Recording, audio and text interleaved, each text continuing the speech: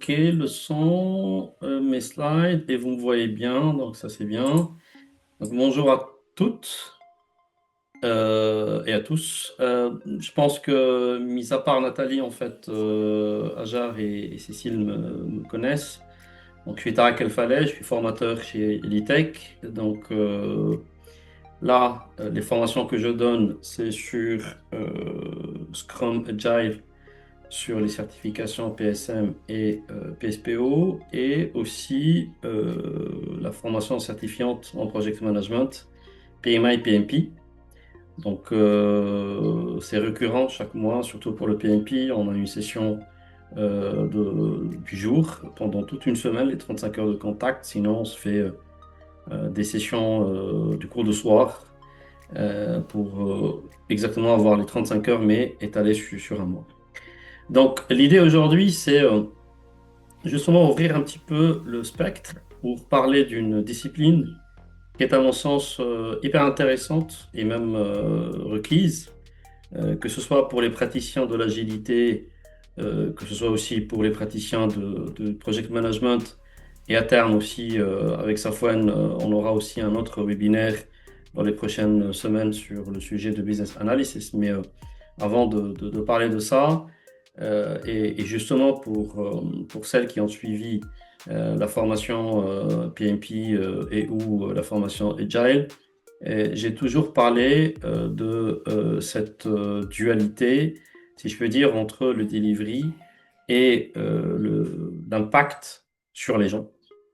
Et que ce soit sur l'agilité, que ce soit sur le PMI, on parle toujours de la responsabilité du project management, non pas sur juste la livraison de ce qui a été convenu, mais surtout ce qu'on appelle le outcome, et pour finir, pour l'atteinte du bénéfice, de la valeur, parce que l'objectif ultime, c'est justement d'apporter cette valeur à l'entreprise, à l'organisation.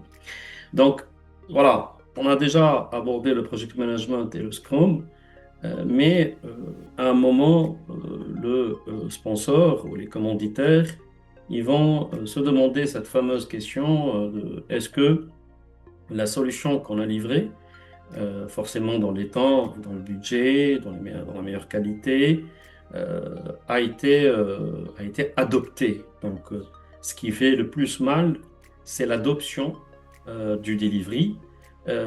Et donc, c'est là où cette discipline et cette science intervient, donc le change management.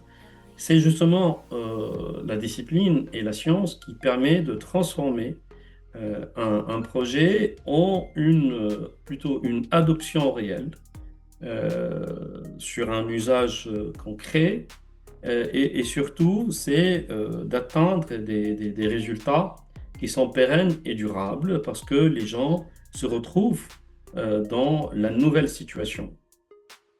Donc l'idée aujourd'hui c'est de ne pas donc, avoir toute la matière qui concerne le change management, mais déjà vous donner quand même une définition de cette discipline, de vous présenter le module qu'on propose. C'est un module court de 2 jours, mais qui, à terme, va vous permettre justement d'avoir pas mal de compréhension, du sujet, enfin, la compréhension du sujet, deux, une certaine méthodologie, et comme par ailleurs, que ce soit dans la formation de l'agilité ou du project management, donc vous nous connaissez bien, donc c'est learning by doing, voilà, c'est la mise en pratique. Donc voilà, donc déjà pour commencer, c'est quoi le changement? Et là, ce que j'ai fait dans ce slide, j'ai repris euh, donc, quelques slides du premier module. Donc le changement dans l'absolu, c'est cette transformation qui s'applique à l'échelle de l'organisation et qui s'applique aussi à l'échelle individuelle. Et c'est là où cette discipline il est hyper intéressante. Mais tout changement, toute transformation, c'est une transformation d'un état vers un autre état. Donc l'état actuel, euh, et évidemment, pour commencer, c'est quelle est la valeur qu'on génère actuellement. Mais comme je vous ai dit, donc là, avec le change management, on a plutôt un focus sur les gens. C'est que les gens, les personnes, comment ils travaillent aujourd'hui, et surtout quelles sont leurs habitudes, leurs repères, leurs compétences, leurs outils, leurs routines, leur culture. Et évidemment, toute entreprise, toute organisation, pour qu'elle reste toujours viable et valable, elle doit toujours avoir cette vision stratégique. Et dans cette vision stratégique, donc, on se définit justement l'état futur. Dans l'état futur, ça va sans dire que on va générer plus de la valeur, mais à l'échelle de la personne, c'est que la personne aurait à avoir des nouvelles manières de travailler, une nouvelle façon de faire les choses et surtout des nouvelles habitudes, une nouvelle culture et tous ces éléments-là qui forcément auraient un impact sur la personne. Et donc du coup, la question qui se pose, comment on assiste ou comment on amène l'entreprise, l'organisation et la personne vers l'état futur. Et voilà, c'est la phase de transition. C'est cette phase qui est au milieu, dans le schéma à droite du slide. Et c'est là où cette compétence, cette science et ce type de praticien est hyper important.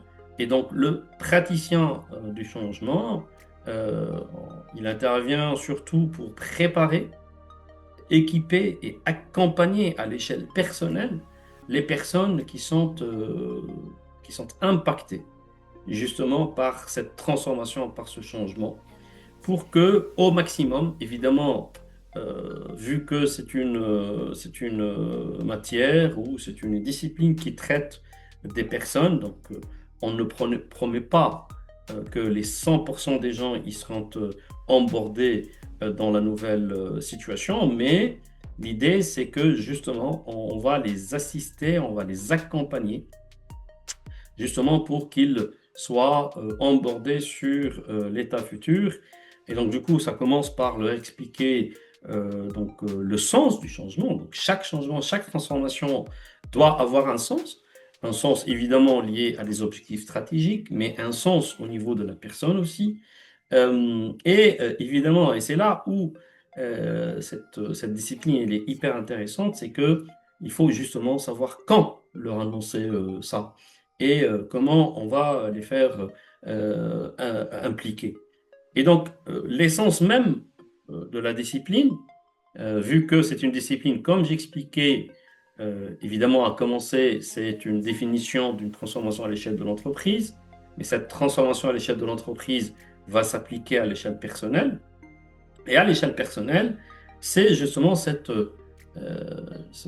gestion, cette aptitude à réduire les résistances. Et pour réduire les résistances, il faut au préalable comprendre pourquoi les gens ils sont résistants. Et c'est là où, c'est ce que je vais expliquer dans le syllabus des 2 jours, c'est là où je vais vous donner le maximum d'outils, de modèles et c'est des modèles qui s'apprêtent plutôt à de la psychanalyse, qui justement vont faire cette étude approfondie sur les causes, les root causes de la résistance, qui sont plutôt liées à des sensations de perte et de peur, des peurs de enfin, des pertes de compétences, des pertes de contrôle et j'en passe, donc je ne vais pas les lister, mais voilà, je vais vous donner les éléments avec lesquels vous avez le moyen de justement aller au fond causal justement de cette résistance au changement qui va justement causer le manquement ou le manque d'adoption de l'état futur. Et évidemment, une fois que les personnes auraient dépassé leur peur, et donc en dépassant leur peur, ils sont prêtes justement à être onboardés, c'est là où le praticien il va justement faciliter l'adoption. L'adoption, pas que le delivery, parce que ça c'est le rôle du project manager et du business analyst, mais plutôt l'adoption de la nouvelle culture, des nouveaux comportements, des nouveaux repères, etc. Et c'est là où le praticien du changement aurait gagner son pari, c'est quand les gens ont adopté justement cette nouvelle situation. Et vu qu'on traite avec des êtres humains, donc on a tendance à revenir à nos mauvaises habitudes. C'est pour cela que c'est un effort continu. C'est pour ça que je dis il faut sécuriser les bénéfices attendus du projet, pas tant sur la partie plutôt delivery et bénéfices pécuniaires de la valeur, mais les bénéfices, parce que les bénéfices à l'échelle de la personne, c'est qu'il se retrouve dans la nouvelle situation, dans l'état futur. Et donc, pour résumer, le project management, pour faire court, il livre la solution. Le change management, il fait en sorte que cette solution, elle est adoptée et utilisée. Et surtout, il ne faut pas donc forcer les gens. C'est comme je vous expliquais, c'est une discipline qui va dans le sens de la personne pour comprendre donc les causes profondes de la résistance et justement pour dépasser tous ces éléments-là. Et donc, du coup, c'est un format court.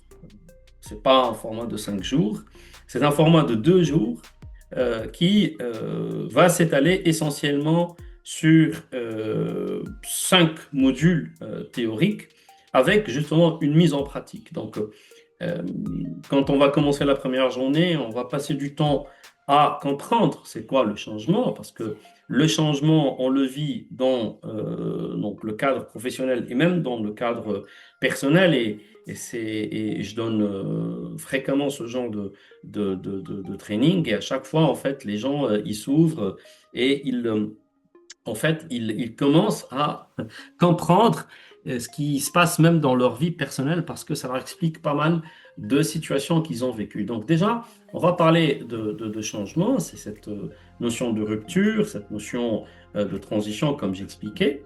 On va commencer à parler du changement organisationnel et expliquer que le change management, en fait, c'est vrai qu'il part d'une volonté à l'échelle de l'exécutif, mais évidemment, c'est ça la force de cette science, c'est qu'il ramène cette vision qui est très high level à l'échelle de la personne pour que, comme vous avez bien compris, donc l'adoption n'est réussie que si la personne est onboardée.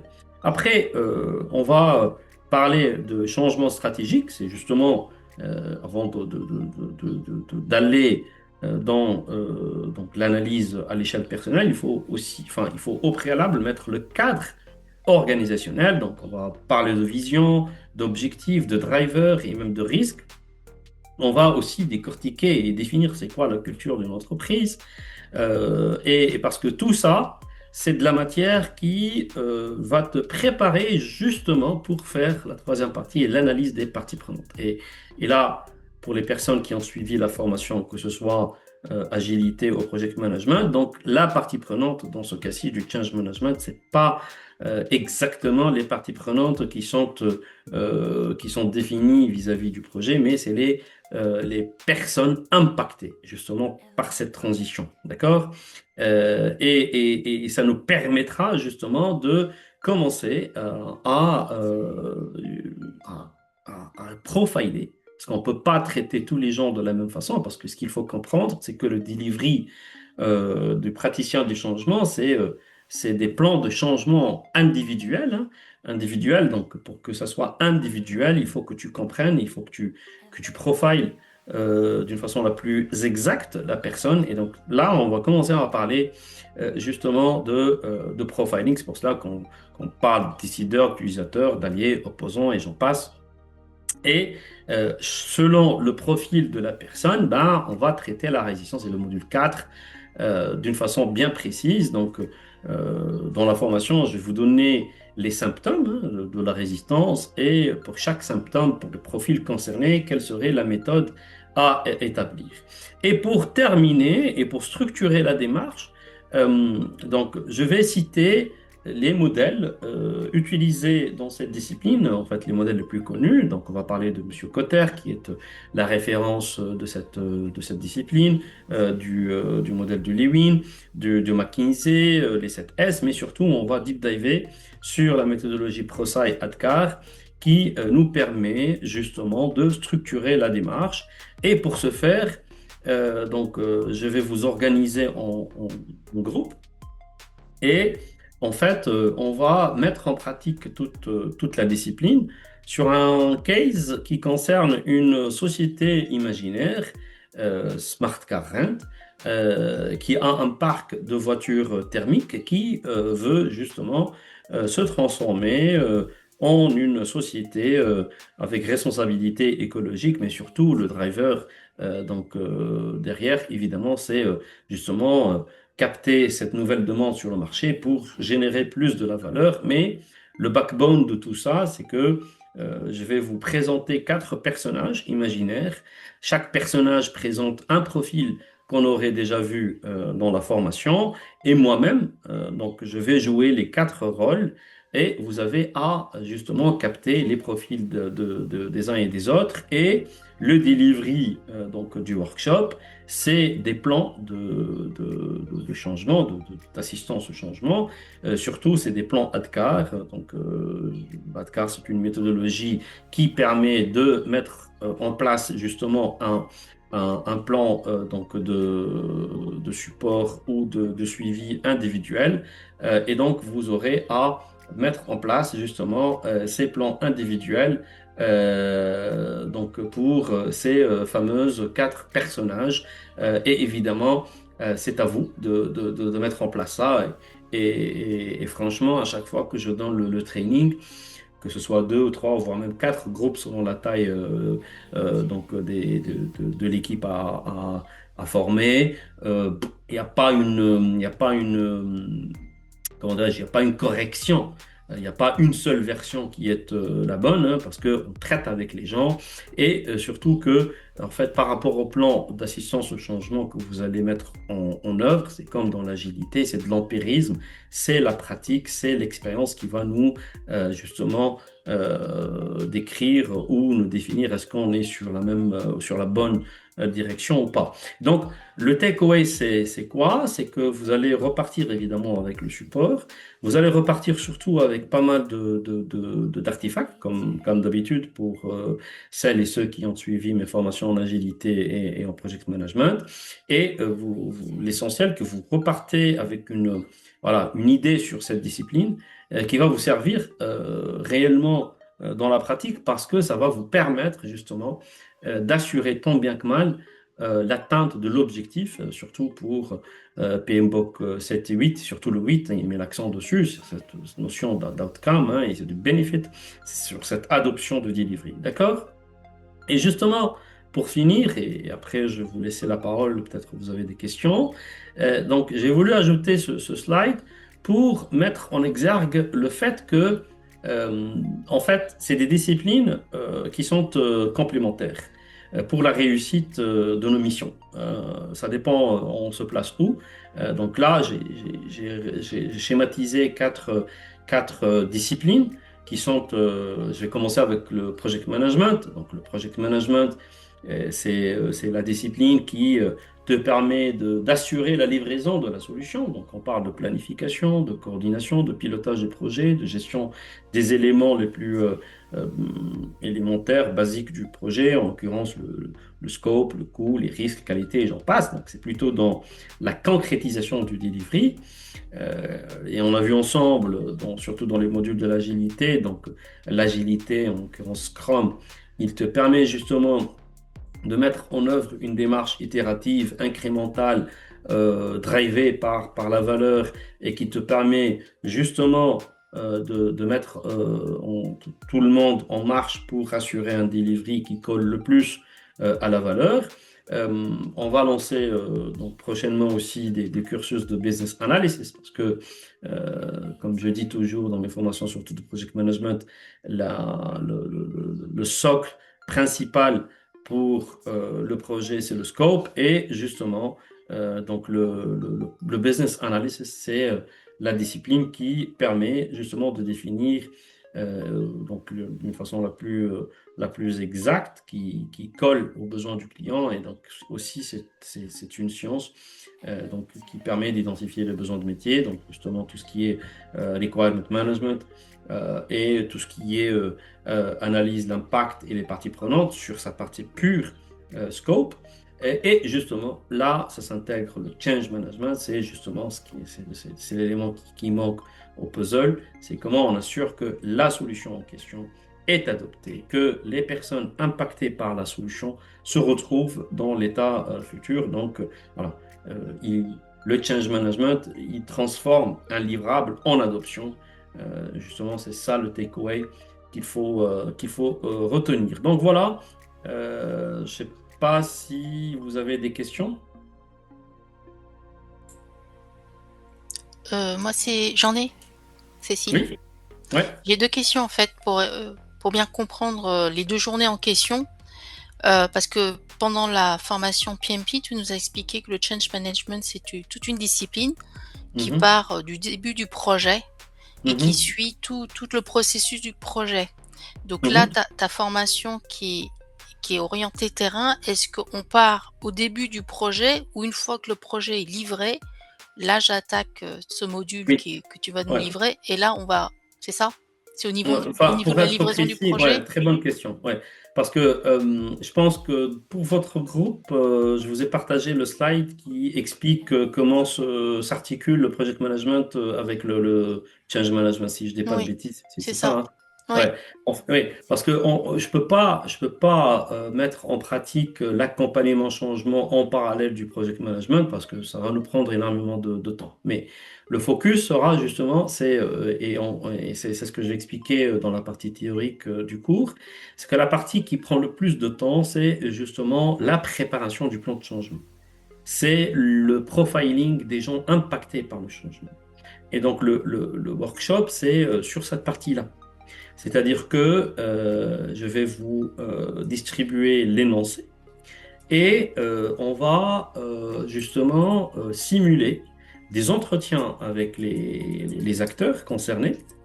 Et moi, je vais justement jouer le rôle pour vous donner des indices sur le profil de la personne et surtout sur les causes possibles de sa résistance si la personne elle est résistante.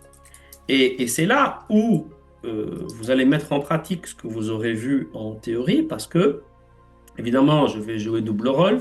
En l'occurrence, je vais jouer les personnages, mais en parallèle aussi, je serai le coach pour vous expliquer que même durant l'entretien, je vous dis en fait, est-ce que vous avez remarqué quelque chose ou pas? Et même dans la préparation de l'entretien avec les questions, je vais vous assister pour justement que vous appreniez à comment justement dérouler ce genre de réunion, comment poser les questions. Surtout vu que le sujet, surtout pour les personnes qui sont résistantes, vous serez en face d'une certaine agressivité, d'un certain type de message qui est trop direct, etc. Donc, il faut capter ça et il faut justement savoir poser les bonnes questions pour en dégager justement la matière avec laquelle vous allez préparer ces plans d'accompagnement au changement. Et justement, ce que j'ai oublié de dire, c'est que à la fin des 2 jours, en fait, les groupes, ils vont présenter leur façon de traiter le changement pour Smart Car Rent, hein. Et donc, comme j'ai dit, en général, et à chaque fois, en fait, jamais, en fait, j'avais des groupes qui ont présenté la même chose. Et chaque groupe présentera sa façon de traitement ou d'accompagnement au changement. Et donc, pour répondre à ta question, oui, c'est la première partie qui est la plus difficile, qui est le profiling des parties prenantes, l'analyse de la résistance au changement et justement la préparation du plan d'accompagnement. OK? ok. Ok. Et ma deuxième question, lorsque tu disais qu'on ne peut pas promettre 100% d'adoption au changement, Oui. j'aimerais savoir quand l'adoption porte sur les nouveaux usages, une nouvelle application, c'est quoi la fourchette? Si c'est pas 100%, Oui. c'est quoi en général? Oui. Enfin, évidemment, c'est pas ni 10% ni 100%, hein. C'est-à-dire que idéalement, c'est 100%, mais je pense pas moins de 70 ou 80% d'adoption. Sinon, il y a un vrai, vrai gap entre l'attente du management et la réalité du terrain. Mhm. Euh, et ce que j'ai tendance à dire aussi quand je forme, c'est qu'il m'arrive ou bien de refuser une mission de transformation ou d'arrêter une mission de transformation. Et justement, c'est pour cela que je dis, pour revenir à ta première question, c'est cette première phase d'assessment qui est hyper importante. C'est-à-dire que si tu trouves que, en fait, le gap, il est énorme, ben, tu dois remonter ça au sponsor.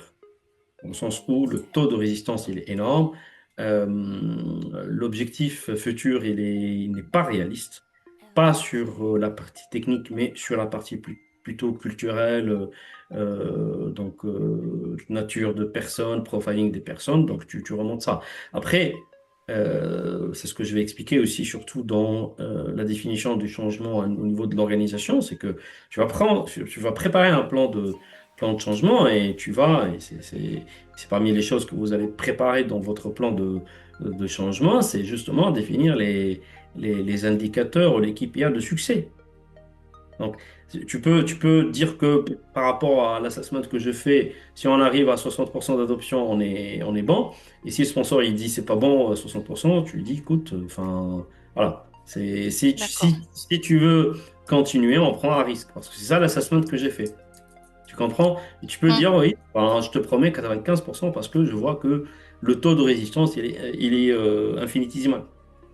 D'accord. Et ce travail, désolé de poser la troisième question, ce travail d'étude profiling, simuler les entretiens, identifier les causes possibles des résistances, tu, tu, ça nous prend combien de temps quand on est en réel sur le terrain dans Ah, une ouais, organisation? ça dépend de la taille de l'organisation, ça dépend de l'étendue des résistants, mais pour une société de 200-300 personnes, c'est pas moins d'un mois, minimum.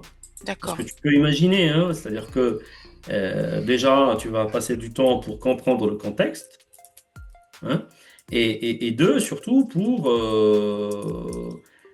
justement savoir qui est impacté par la Ouais. transformation. Et après, tu sais très bien, hein, ce genre de situation et ce genre d'exercice, c'est avec les personnes. Donc, peut-être bien une personne, dès le premier entretien, il s'ouvre. Et là, le profiling, il est simple. Il se peut que, surtout pour les personnes qui sont très résistantes, peut-être des semaines et des semaines, et on n'arrive pas à ouvrir la boîte à Pandore, tu vois. Donc, ça dépend. Ça dépend, un, de la taille, et ça dépend aussi de l'étendue, de la Ouais. résistance. Ok.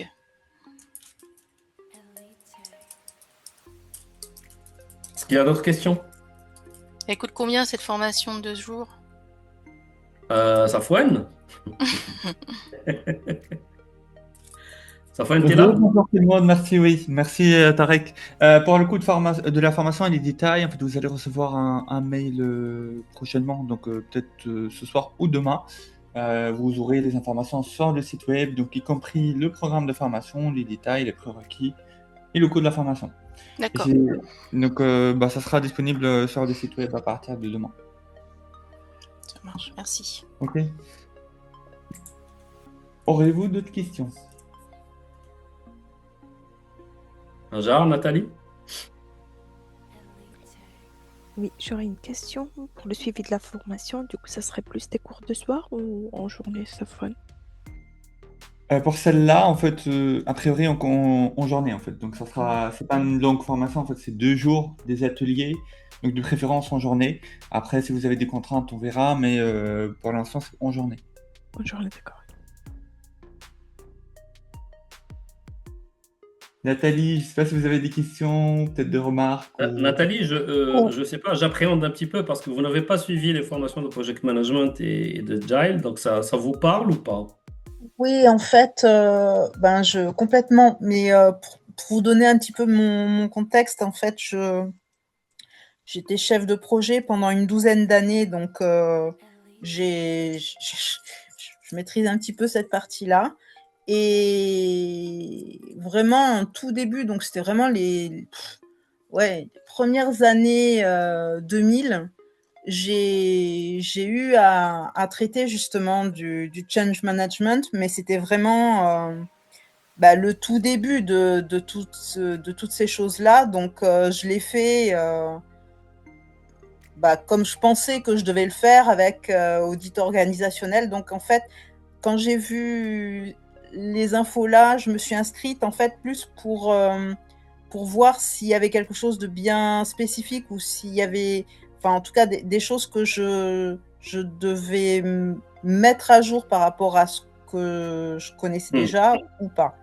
Donc, pour les autres, du coup, j'ai vraiment apprécié ce que vous avez expliqué parce que c'est tout à fait ça. Et enfin bon, j'ai pas besoin de dire que vous êtes bon dans votre sujet, ça semble une évidence. Mais voilà, après, s'il y a juste quelque chose à rajouter par rapport à ce que vous avez dit pour le change management, c'est vraiment être à l'écoute et